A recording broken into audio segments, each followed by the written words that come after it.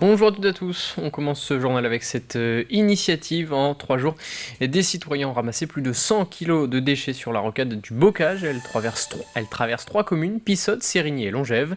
Et des incivilités de plus en plus fréquentes sur le bord des routes. Les municipalités constatent également une augmentation du nombre de dépôts sauvages. Reportage Cyril Guillet. Alors les mégots de cigarettes, on en retrouve partout. Armés de leurs pinces, Nicole et Christian Girard sont ici, non loin de chez eux, pour collecter les déchets qu'ils trouvent sur le bord de la route.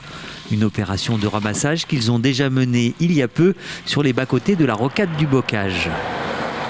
On prend cette route régulièrement, je dirais 2 ou 3 fois par semaine. Et plus ça allait, plus ces déchets nous sautaient aux yeux. Donc on a décidé de nettoyer pour savoir exactement le nombre de déchets qui pouvaient se trouver sur cette rocade. Sur 3 jours, le couple a arpenté les 8 km 400 de chaussée qu'offre cette rocade. Et à l'issue de cette collecte, ils avaient rempli 12 sacs poubelles, soit 116 kg de déchets ramassés. Des bouts de pneus, des pare-chocs, des choses comme ça. Des choses comme ça, on ne peut pas les éviter, puisque ça s'en va, c'est pas balancé par la fenêtre. Mais les bouteilles et tout le reste, c'est de la négligence des usagers. Alors ça aussi. C'est la nouvelle pollution. La nouvelle pollution, les masques. Une initiative purement citoyenne, loin de toute revendication. Ni écologiste, ni parti politique. Voilà. On est des gens simples qui aiment la nature. Il faut la laisser propre pour nos enfants. Les différents déchets ramassés, canettes, masques, bouteilles plastiques pleines d'urine ou polystyrène, ont été pris en charge par la mairie de Pissotte, qui salue cette initiative, mais qui constate une hausse de ce type d'incivilité. Alors là, c'est des déchets qui sont balancés certainement à partir des véhicules, sans aucun doute. Mais on constate aussi des dépôts sauvages qui nous pourrissent la vie. Et quand on fait le point économique sur tout l'ensemble de ces actions d'incivilité, ça coûte relativement cher aux collectivités. Hélas, tous les lundis, les employés communaux ramassent des quantités de poubelles autour des bacs verts et journaux. Et on collecte aussi un peu dans la nature, un peu partout. C'est un coût pour les communes, c'est un coût pour les collectivités communautaire, c'est un coût pour tout le monde et surtout, c'est un coût pour la nature. 3 semaines après leur dernier passage, Nicole et Christian ont collecté de nouveau sur cette même rocade. Cette fois-ci, ce sont 24 kilos de déchets qu'ils ont ramassés. Et puis autre initiative en Vendée, celle du maire de Sainte-Flève-des-Loups. Depuis quelques mois, des pancartes ont été installées à l'entrée de la commune. Sur ces pancartes, on peut lire « Attention, vous entrez dans une commune rurale avec des enfants, des vaches, des coqs, des cloches et des loups ».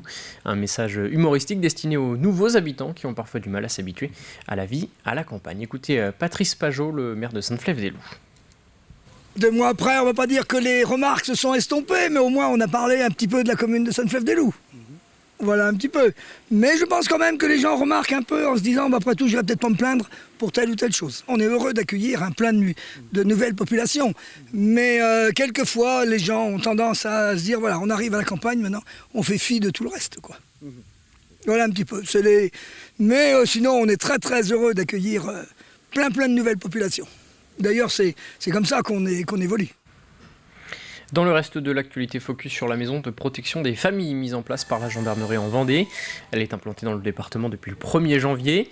Un point de situation était ainsi organisé hier pour comprendre le fonctionnement de cette nouvelle unité et expliquer son rôle dans le traitement des situations de violence intrafamiliale. Pierre Dalissieux était présent, explication. Nous sommes à la maison de la protection des familles, ici au groupement de gendarmerie de la Vendée, à La Roche-sur-Yon, avec l'adjudant-chef Christelle Verjade. Bonjour, vous êtes le commandant de cette maison de protection des familles qui vient d'ouvrir ses portes. Est-ce que vous pouvez nous expliquer ce que c'est ?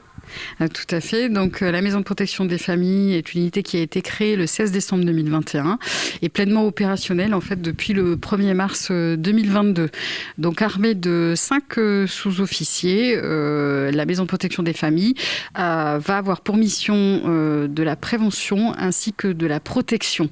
Donc, dans le domaine de la prévention, on va surtout coordonner et animer nos réseaux gendarmerie. Avec les associations, c'est ça ? Les différentes associations ainsi que nos référents dans chaque unité de terrain. Et la mission principale, on va dire que ça va être la protection. Donc, ça va aller de la prise en charge d'une victime, l'accompagnement et le suivi. Donc, en fait, pour vous expliquer, une patrouille de gendarmerie gendarmerie va intervenir pour un différend familial. Alors, soit il y a réellement des violences, ça rentre dans le champ pénal, et là, la patrouille extrait le mis en cause, et donc la victime est entendue par la suite.